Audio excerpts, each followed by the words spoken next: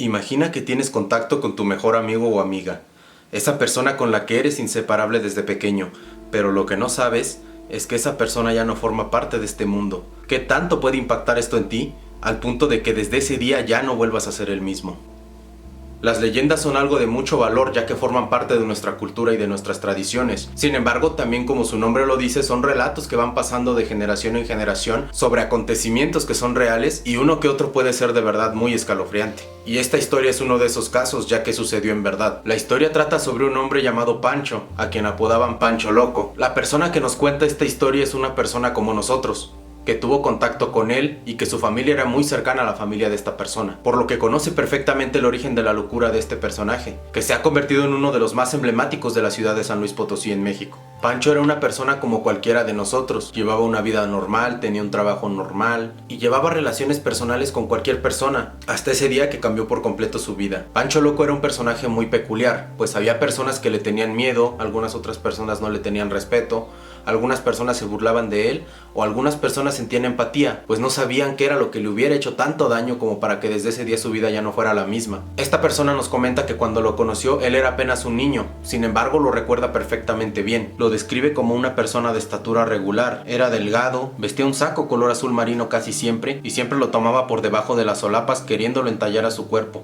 Esta persona nos comenta que no recuerda cómo era su cabello, pues siempre traía un sombrero puesto, como aquellos que se usaban antes en las grandes ciudades, pues esta historia sucede en una época en la que la vestimenta era completamente diferente a la que usamos hoy en día, o como dijeran algunos, un sombrero al estilo Al Capone. Su pantalón siempre estaba fajado por arriba del ombligo y jamás tocaba sus zapatos. Cuando caminaba, hablaba y hablaba incoherentemente, gesticulando severa y ampliamente, solo moviendo sus manos sin ningún sentido. Además levantaba su mano derecha sacudiéndola como queriendo espantar algo, como si algo lo estuviera persiguiendo en su cabeza como un amargo recuerdo. Las personas en la calle se burlaban de él y le gritaban continuamente: "Pancho, Pancho Loco, Pancho Loco", solamente para molestarlo hasta hacerlo enojar. Pero entonces él lanzaba gritos entre maldiciones y chillidos, como si estuviera enojado, nervioso y difícilmente se controlaba. Era una persona que perdía mucho el control y nadie sabe por qué, pero este hombre nos comenta que la única persona que podía controlarlo era su hermana, quien curiosamente tenía el mismo nombre que la hermana de Pancho. Quizás esa es la razón por la cual Pancho le hacía tanto caso, pues le recordaba a su propia hermana. Pancho vivía con su hermana Carmelita y su cuñado, en la calle de Pascual M. Hernández entre Independencia y Bolívar, una casa que prácticamente el día de hoy se encuentra en ruinas.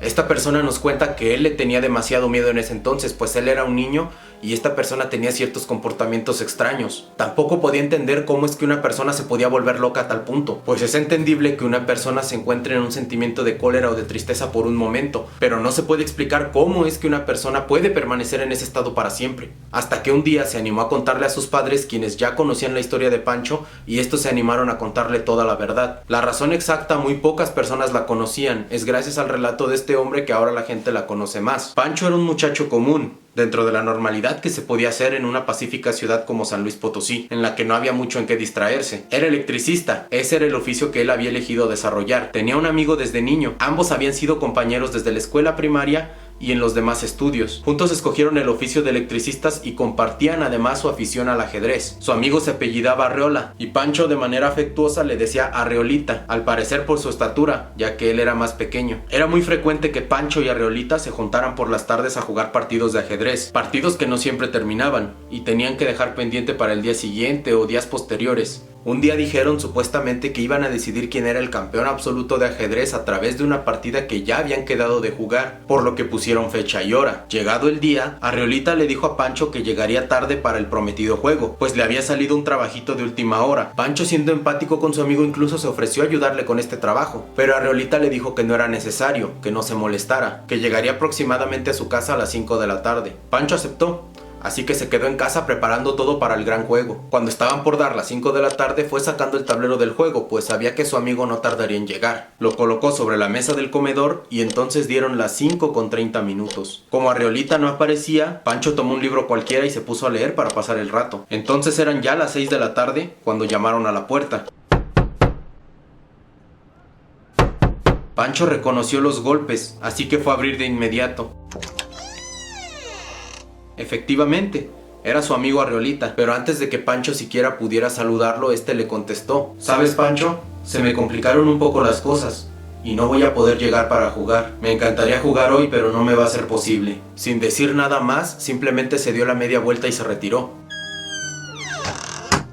A Pancho no le pareció nada extraño el hecho de que su amigo haya ido personalmente a avisarle, pues recordemos que en esta época no existían los mensajes, no había celulares como para avisarle a una persona, por lo que la mejor manera para avisarle a alguien que no ibas a llegar a tener un compromiso era personalmente, pues también más que nada era la educación que se les daba en aquellos tiempos, en los que si no asistías a un lugar tenías que avisar. A Pancho tampoco le extrañó que su amigo, después de ir a verlo, regresara a terminar su trabajo, pues era parte de la educación que se les había dado, en la que no podías dejar un trabajo a medias. Si habías empezado a hacer un trabajo lo tenías que terminar. Pancho se fijó la hora, y eran casi las 6:30. Entonces regresó al comedor para recoger el tablero, lo guardó, y decidió ponerse en la sala con su madre mientras remendaba ropa, y mientras su hermana bordaba lo que era un mantel. Tomó el libro que estaba leyendo y continuó mientras llegaba la hora de la cena. Estaban a punto ya de comer cuando apresurados golpes tocaron a la puerta.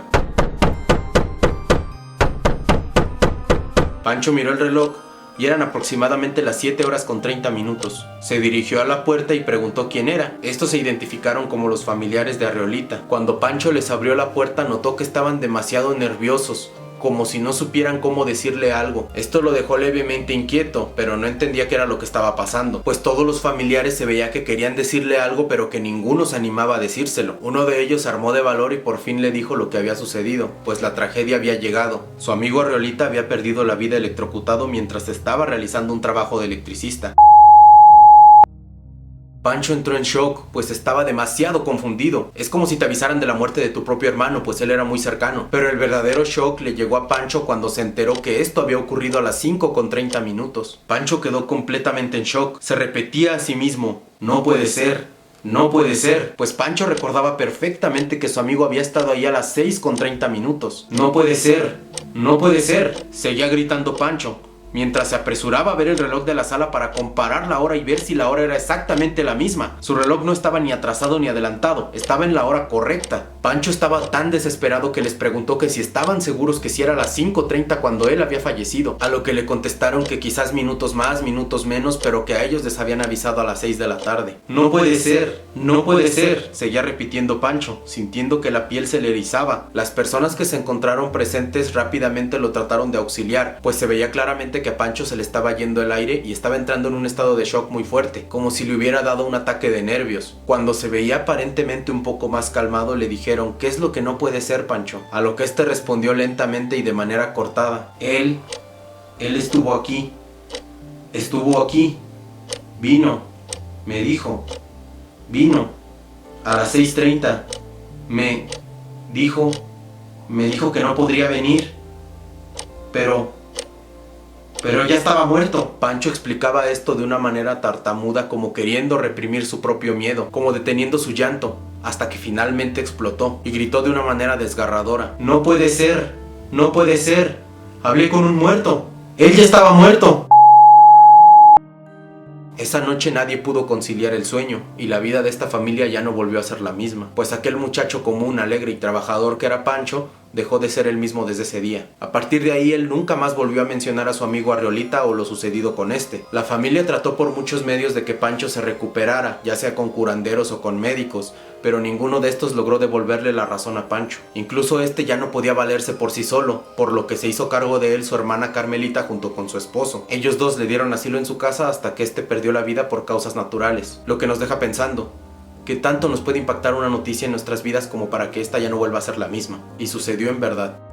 Y bueno amigos, eso fue todo por este video, espero que les haya gustado mucho. ¿Conocen algún caso como este o algún caso que se le parezca? La verdad es que hay infinidad de historias como esta que nos pueden erizar la piel en este mes del terror. Sigan pendientes en el canal, pues continuaremos con estos videos por el especial del mes del terror. Nos vemos en la próxima.